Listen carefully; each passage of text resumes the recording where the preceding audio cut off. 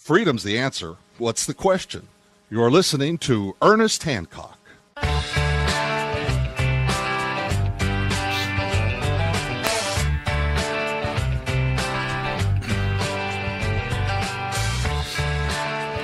Welcome back to Declare Your Independence with me, Ernest Hancock, here in Phoenix, Arizona, from the beautiful studios of Freedoms with an S, freedomsphoenix.com.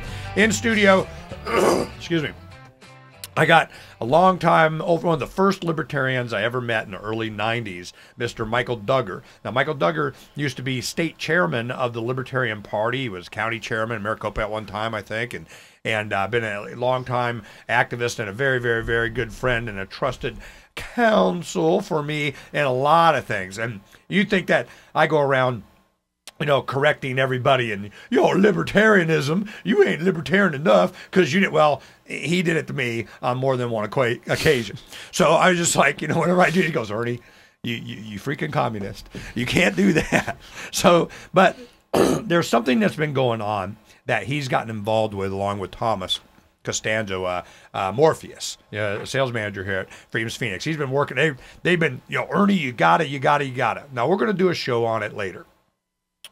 But Michael wanted me to be a witness to sign, because tell me about this. Let's just talk about this witness thing. It's in place of being what?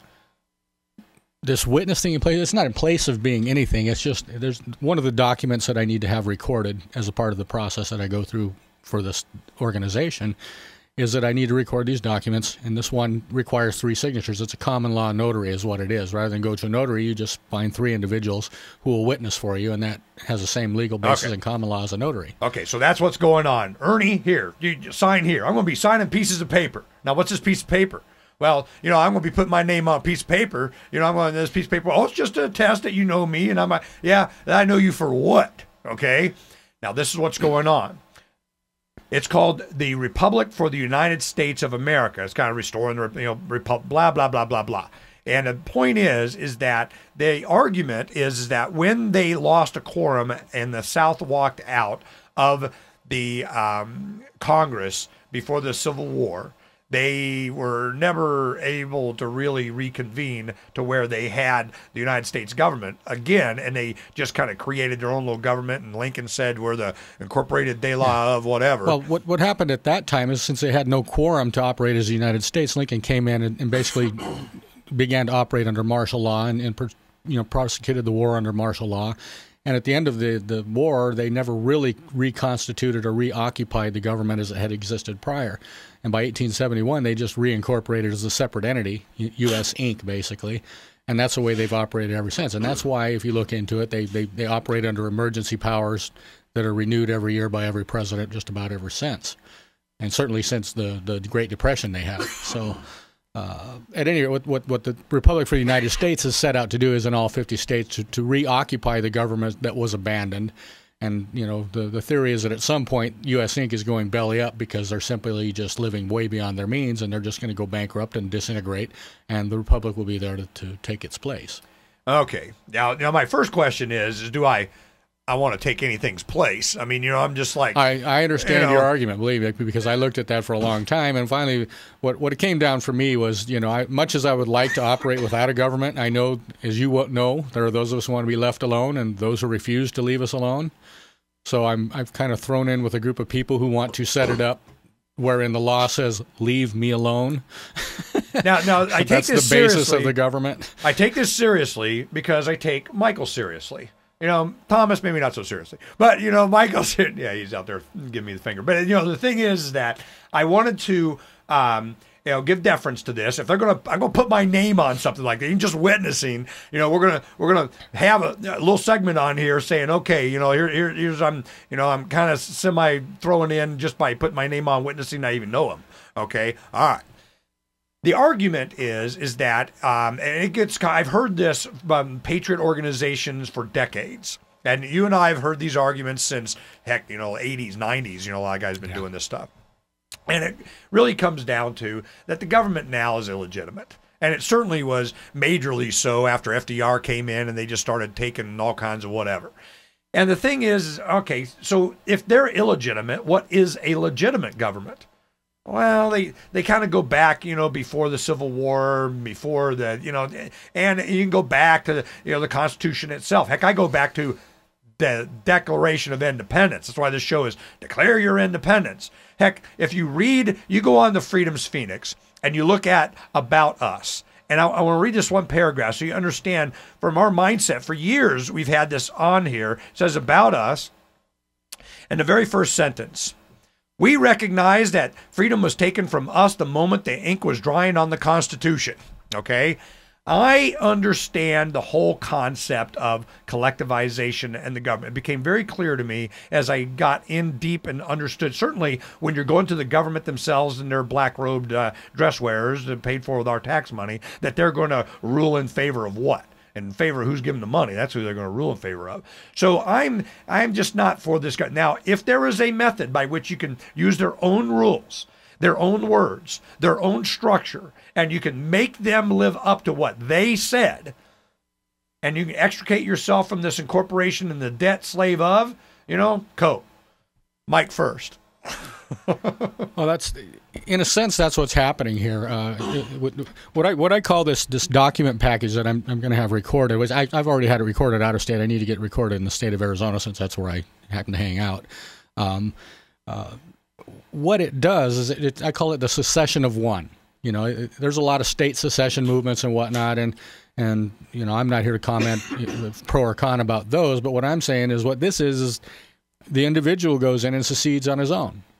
You become just your own separate entity existing on the same geographical ground that the United States is, but you're separate from it. You're not subject to it, nothing. And that's kind of the document that I want to have you witness to or what you're witnessing to is just that my promise that whenever now hold up this for the camera so you can see how thick this thing is. Okay, this is a number of documents. There's about 5 pages of it actually there's about probably 12 pages of it that it refers to. So this is your Declaration of Independence. Absolutely. That's the way I look at it. It is a Declaration of Independence using their mechanism for declaring your independence. I'm independent and bite. It's sort of their mechanism. It's actually superior to the jurisdiction of the United States. It goes into common law and international jurisdiction, and parts of it go into maritime jurisdiction, which is actually superior to the United States jurisdiction. It's not superior to my claiming me jurisdiction. No, that's what it relates to. It's what gives teeth to my declaration that I'm independent. To think that there wouldn't be a mechanism by which you could declare your independence. Now, I do it this way. Let me think. Okay, here we go. I'm going to conjure it up. You ready? I declare my independence. See how easy that was? And I didn't even need a government form. Now, if they're going to require me to do a government form, or there is a mechanism under their own rules for a government form. The international community has created a form. The United States of America has a form. What I have here is a private contract declaring my independence. Okay. Whatever you can do, I'm for doing it. Okay. I'm telling the United States this is my private contract that says I'm independent from you. If you have any problem or disagreement with this, you're more than willing. I'll give you a month or so to refute what I've claimed here. If you don't, then it's contract. It's acquiescence. It becomes law. You recognize my independence. Thank you very much. Have a nice day. Okay, now you're not the first one to be doing this. Oh, absolutely not. There are literally tens, if not hundreds of thousands of people around the country who've done this way ahead of me. And so I'm wondering what kind of impact this has had. There's been, results. I am sure that with the powers that be, it's a concern. How big of a concern, I can't say because I haven't talked with them.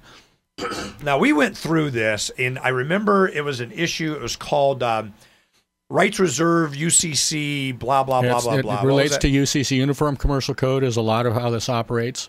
Now, I remember there was a specific, if you look at my driver's light, well, you can't really see it. I can hold it up to the camera because my driver's license is old, man. But it's still good till 2021. If you look at the my signature there, let's see if that'll focus in on it.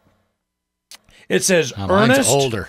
Yeah, it says Ernest, Rights Reserved, Hancock. Okay. Mm-hmm. When I got this was during this time when this is being done. You were supposed to reference some UCC code too, because what they did when they put us under the Universal Commercial Code, you had a mechanism by which you could say, you know what, I'm not being part of your corporation. I am reserving my rights as a human being.